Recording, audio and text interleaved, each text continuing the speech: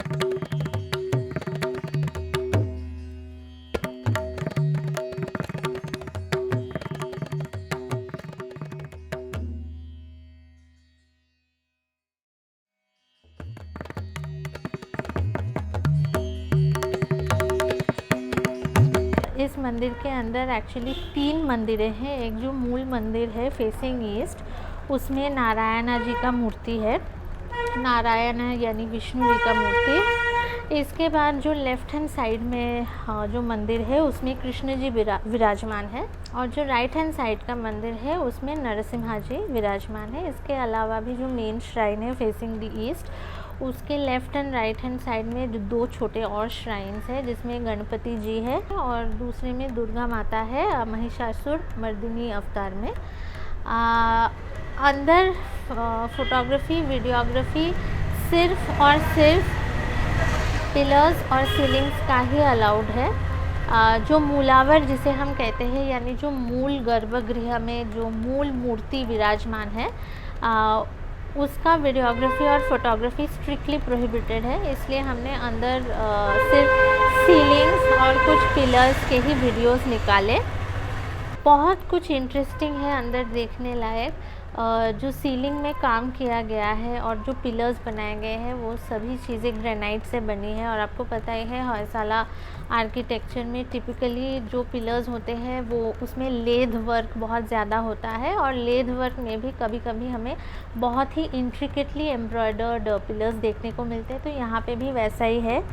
और सीलिंग में अगर हम लोग थोड़ा सा नज़र डालें तो वहाँ पे बहुत सारे छोटी छोटी देवी देवताओं की मूर्तियाँ बनी हैं। कुछ में होयसाला किंगडम का जो पुराना एम्ब्लेम है उसको भी बनाया गया है। अगर जब तक आप इन चीज़ों को अपनी आँखों से नहीं देखेंगे आप ये समझ नहीं पाएंगे कि कितनी खूबसूरत है। और बाहर जब हम लोग घूम रहे थे तो हमें लकीली एक गाइड मिल गए। ऑफिशियल है कि नहीं ये हमें नहीं पता, बट वो यहीं पे काम करते हैं, ही इज़ एन एम्प्लॉय। तो उन्होंने हमें बहुत अच्छे से घुमा के बाहर की दीवारों पे यानी प्रदक्षिणा पथ में जो कहानियाँ दर्शाई गई हैं उनके बारे में बहुत अच्छे से बताया। उनका जो कॉन्टैक्ट डिटेल्स है वो हम लोग शेयर कर देंगे आपके साथ। तो बाहर की बात अगर हम लोग करें तो भगवता पुराण, महाभारत, रामायण, इन सब के कहानियाँ तो पैनल बाय पैनल बनाई गई हैं। मतलब जहाँ रामायण ख़त्म होती है वहीं से फिर महाभारत की कहानियाँ शुरू हो जाती है। रामायण की कहानी जहाँ शुरू होती है वहाँ एक्चुअली कृष्ण लीला से जुड़ी कथाएँ समाप्त होती है। तो ऐसे करके ऊपर नीचे बहुत सारे छोटे छोटे ऐसे पैनल्स में कई सारी कहानियाँ बताई गई हैं। एंड जो गौर करने लायक बात है वो ये है कि ये सब कंटिन्यूअस स्टोरीज़ है। मतलब अगर आप एक पैनल को ही विज़िट करेंगे, दूसरे मतलब बगल वाले को नहीं विज़िट करेंगे तो आपको पूरा कहानी जो है वो समझ में नहीं आएगा। तो इसीलिए भी ये फेमस है। और होयसाला आर्किटेक्चर में एलिफेंट्स, हॉर्सेस, इनका महत्व सबसे ज़्यादा है। तो जो मेन स्ट्रक्चर जो बनता है उसमें घोड़े होते हैं, फिर हाथी होते हैं, क्योंकि these are very strong creatures जो बहुत लोड ले सकते हैं। और इसके साथ साथ वो साइमल्टेनियसली युद्ध और इन सब चीज़ों से जुड़ी बातें भी बताती है। कैसे मनुष्य के साथ वो लोग युद्ध लड़ते हैं, कैसे वो जंगल में खुद के मतलब पियर्स जो होते हैं ना, एलिफेंट से कैसे युद्ध करता है, ये सब बातें भी बताई जाती हैं। और जो ऑर्नेट नेचर से जुड़ी सिंबल्स है, जैसे पीकॉक हो गए या मकरा हो गया जो वाटर को सिंबलाइज करता है, इन सब चीज़ों के बारे में भी बताए गए हैं। और इसके अलावा ब्रह्मा, विष्णु, महेश, इनके बहुत सारे अवतारों में कई सारे स्कल्पचर्स बने हैं। दशावतार भी आपको देखने को मिलेंगे। चक्रव्यूह के बारे में बहुत कुछ जानने को मिलेगा। समुद्र मंथन के बारे में जानने को मिलेगा। कैसे हनुमान ने राम जी के साथ सेतु बनाई और फिर उसको पार करके वो लोग लंका गए, इन सब चीज़ों के बारे में भी बहुत कुछ बताया गया है।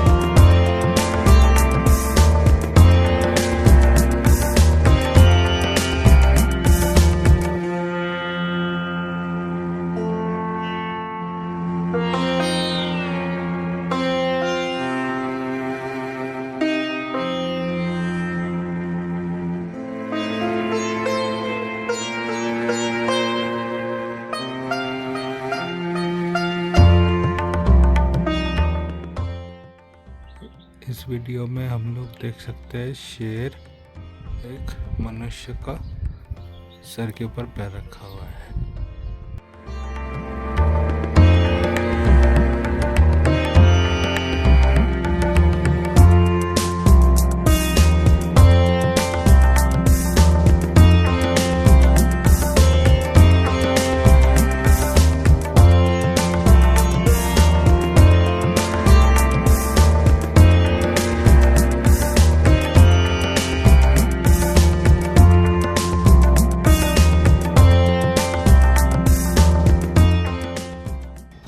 थे ब्रह्मा जी।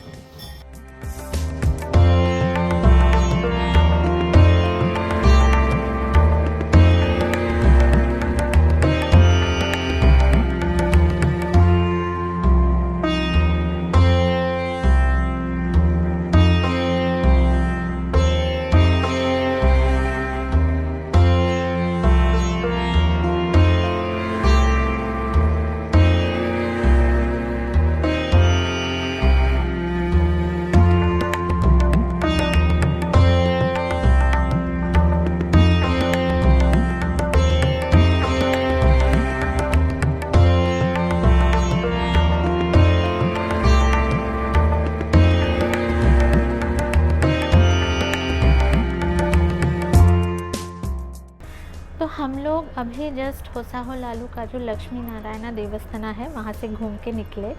तो आप लोगों से क्विकली इस मंदिर के बारे में कुछ बातें शेयर कर देते हैं।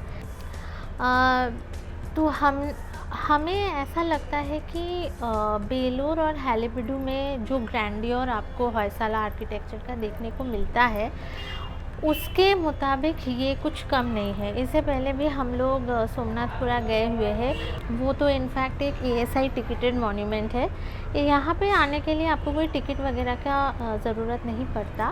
बट यहाँ पे ऐसा है कि मंदिर जब पुजारी जी खोलेंगे तभी आप अंदर जा सकते हैं। But the good news is कि पुजारी जी ने अपना नंबर नोटिस बोर्ड पे लगा के रखा है, तो अगर आप यहाँ आ रहे हैं तो आप उनको क्विकली कॉल कर दीजिए, वो आके मंदिर खोल देंगे।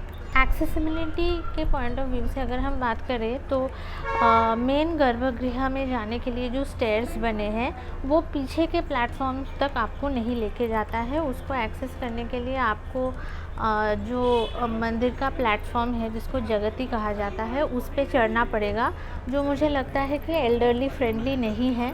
अगर आप यंगस्टर्स हैं तो आप इजीली उसको क्लाइम कर सकते हैं, बट एल्डर्स के लिए आई थिंक वहाँ पे चढ़ना और वो पूरे उस प्रदक्षिणा पथ को घूम के देखना थोड़ा सा डिफ़िकल्ट हो सकता है। तो ऑल इन ऑल हमने यहाँ पे लगभग 2 घंटे बिताए और फिर हम लोग मंदिर के आसपास का जो एरिया है वो घूम के एक्चुअली देख रहे थे। वहाँ पे बहुत सारी पुरानी मकानें बनी हैं, कुछ खाली है, कुछ में अभी भी लोग रहते हैं। तो ये जो एक्चुअली एंटिक्विटी की अगर हम बात करें उस हिसाब से भी ये जगह बहुत सुंदर है, शांत वातावरण है चारों ओर। और अगर आप यहाँ 1 घंटा भी बिताएं आपको बहुत अच्छा लगेगा। गांव के सारे लोग भी बहुत अच्छे हैं। हम लोग जब चल चल के ऐसे घरों को देख रहे थे, कॉलम्स को थोड़ा स्टडी कर रहे थे और दरवाज़ों को देख रहे थे, कितने बड़े बड़े दरवाजे हैं। दरवाजे के बाहर पुराने दिनों में से दिए रखने के लिए ना छोटे छोटे नीशेस बनाए जाते थे, वो सब भी अभी भी एग्जिस्ट करता है। तो होसाहुलालू में आके हमको ऐसा लगा कि हम लोग एक अलग ही सदी में पहुँच गए।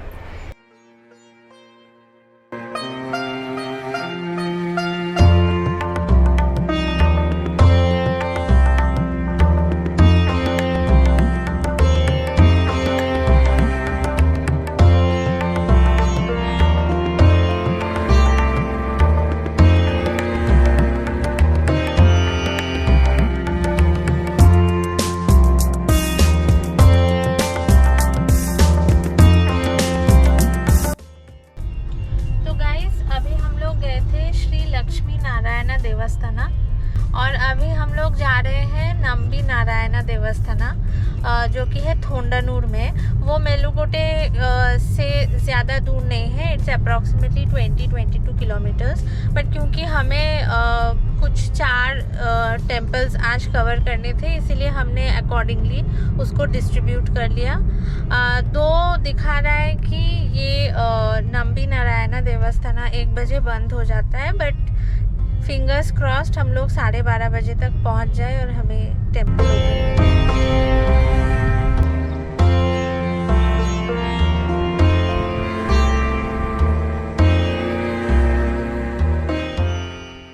तो जब द्वापर युग ख़त्म हुआ तब देवताओं ने असुरों पे जीत हासिल कर ली थी, पर भगवान इंद्र को ऐसा लग रहा था कि ब्रह्म हत्या की वजह से उन पे कुछ दोष आ सकते हैं।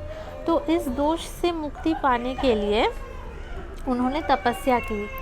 तो भगवान विष्णु ने कहा था कि अगर आपको इस दोष से मुक्ति चाहिए तो आपको 5 ऐसे विष्णु जी के मंदिरों का स्थापना करना पड़ेगा ताकि आप इस पाप से मुक्ति पा सकें। तो इसीलिए पंचनारायणा जो देवस्थाना है उसका उद्भव हुआ कर्नाटका में। और होयसाला साम्राज्य के जो राजा थे, राजा विष्णुवर्धन जिनका नाम पहले बित्तदेव था, उन्होंने इन 5 मंदिरों का स्थापना किया। हम लोग इससे पहले योगा नरसिम्हा मंदिर ऑलरेडी घूम लिए थे। इन पंचनारायणा मंदिरों में से योगा नरसिम्हा एक प्रमुख मंदिर है। दूसरा जो मंदिर है वो है नंबी नारायणा मंदिर जो थोंडानूर में स्थित है और हम लोग इसी को आज घूमने आए हैं। तो थोंडानूर या थोन्नूर काफ़ी समय के लिए होयसाला डायनेस्टी का एक एक्टिंग कैपिटल हुआ करता था। इसके अलावा अगर हम नंबी नारायणा देवस्थाना के बारे में बात करें तो इसका जो नामकरण हुआ है वो आया है श्री रामानुजाचार्य के सबसे होनहार शिष्य के नाम से। तो उनके शिष्य का नाम था नंबी थोन्नूर और नंबी शब्द का अर्थ होता है बिलीवर।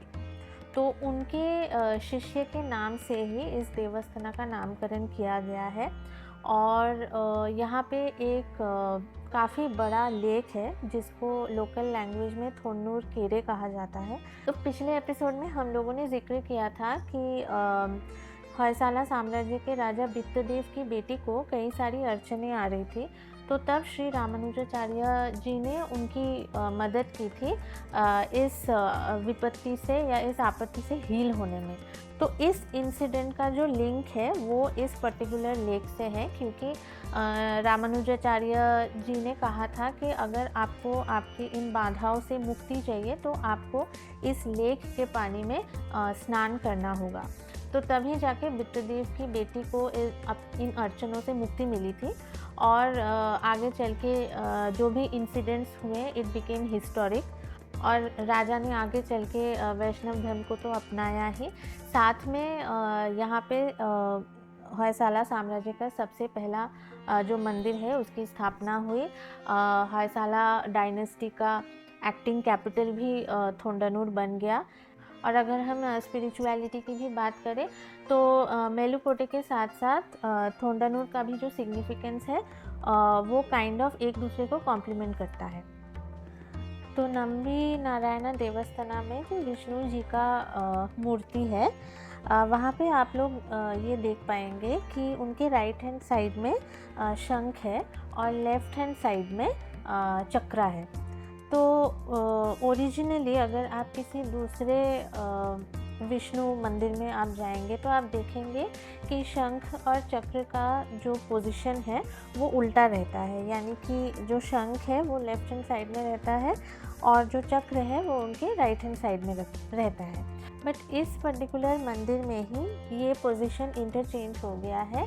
तो कहा जाता है कि this actually symbolizes the Confluence between Jainism और वैष्णविज़्म, क्योंकि यहाँ जब होयसाला साम्राज्य का राज था तब यहाँ पे जैनिज़्म ज़्यादा प्रेवलेंट था। बट जब यहाँ श्री रामानुजाचार्य आए और थोंडानूर में उन्होंने पर्टिकुलरली थोंडानूर में उन्होंने 12 साल तपस्या की, यहाँ पे उन्होंने वैष्णविज़्म को और ज़्यादा प्रैक्टिस किया। और फिर आगे चल के जब होयसाला साम्राज्य के राजा के साथ उनका एक गहरा संबंध बना और फिर इवेंचुअल ही उन्होंने वैष्णव धर्म को अपनाया।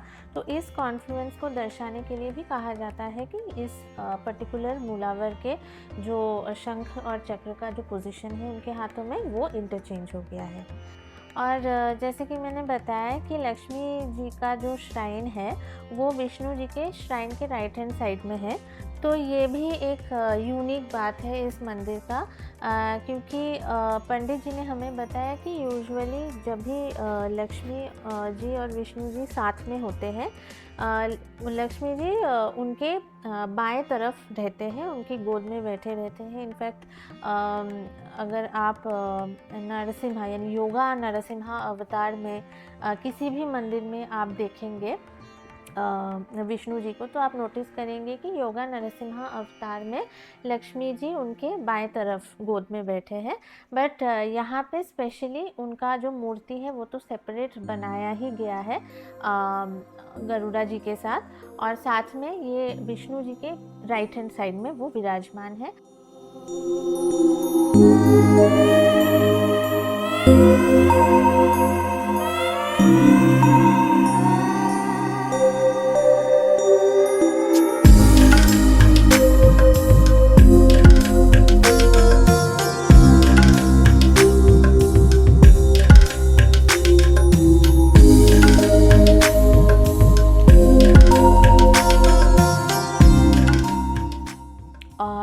नंबी नारायणा देवस्थाना के ठीक ऑपोजिट साइड में है वेणुगोपाल स्वामी देवस्थाना। तो हमें तो इंटरनेट में या किसी भी ट्रस्टेड सोर्स से फ़िलहाल कुछ ज़्यादा इन्फॉर्मेशन नहीं मिलता है इस पर्टिकुलर मंदिर के बारे में, बट जितना भी हमें पता चला है वो कुछ ऐसा है कि इस मंदिर की antiquity dates back to the Mahabharata era. तो कहा जाता है कि इस मंदिर की स्थापना खुद युधिष्ठिर ने की थी, और अगर हम मॉडर्न डे पे या आज के डेट पे इस मंदिर के बारे में बात करें तो रास्ते के दोनों तरफ दो मंदिरों में काफ़ी सारे डिफरेंसेस हैं। नंबी नारायणा देवस्थाना एक ASI मॉन्यूमेंट बन चुका है, बट जो वेणुगोपाल स्वामी देवस्थाना है जहाँ पे कृष्ण जी विराजमान है उसकी देखरेख इतनी ज़्यादा नहीं होती है। बट जब हमने विज़िट किया इस मंदिर को, मैंने पर्टिकुलरली बहुत सारी यूनिक चीज़ें नोटिस की इस मंदिर के अंदर, जैसे बहुत सारे अलग अलग मंडपाए यहाँ पे बनाए गए हैं जहाँ पे यज्ञ वगैरह होता है।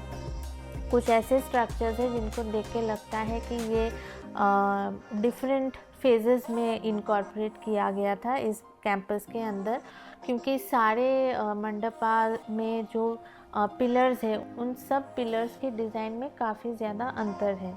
और बहुत सारे पेंटिंग्स भी आई थिंक एक टाइम पे यहाँ पे बनाए गए थे, जो एक पॉइंट पे मुझे लगा था कि इट इज़ वेरी ओल्ड, और ये एक्चुअली म्यूरल्स या फ्रेस्कोज है। बट इन पेंटिंग्स के अगर हम स्ट्रोक्स को थोड़ा गौर से देखें तो हम नोटिस करेंगे कि ये उतने भी पुराने नहीं हैं जितना हम सोच रहे थे, बट नेवरदलेस यहाँ पे मोस्टली विष्णु जी के अलग अलग अवतारों को दर्शाया गया है, और इन पेंटिंग्स का जो कंडीशन है वो काफ़ी ख़राब है, और ओवरऑल भी मंदिर का जो देख रेख है वो उतना नहीं होता। पूजा का भी जो समय है वो बहुत लिमिटेड टाइम के लिए है, तो यहाँ पे जो स्वामी आते हैं इस मंदिर को खोलते हैं और पूजा अर्चना वगैरह करते हैं, वो करके वो मूल मंदिर को बंद करके फिर अपने घर चले जाते हैं। तो अगर आप इस क्षेत्र में आ रहे हैं, फिर हम लोग मेलकोटे वापस आए, हम लोगों ने लंच किया। फॉर अ चेंज हम लोगों ने आज अन्नपूर्णा मेस में लंच किया, नॉट एट सुबन्ना मेस, और हमें लगता है कि वहाँ का जो स्प्रेड है वो थोड़ा अलग है सुबन्ना मेस से, और ये जो चेंज है ये काफ़ी वेलकमिंग था। हम लोगों ने खाना बहुत ही एंजॉय किया। इसमें अक्की रोटी था, रसम था, मज्जिगे हुली था, कर्ड राइस था, पापड़ था, पिकल था।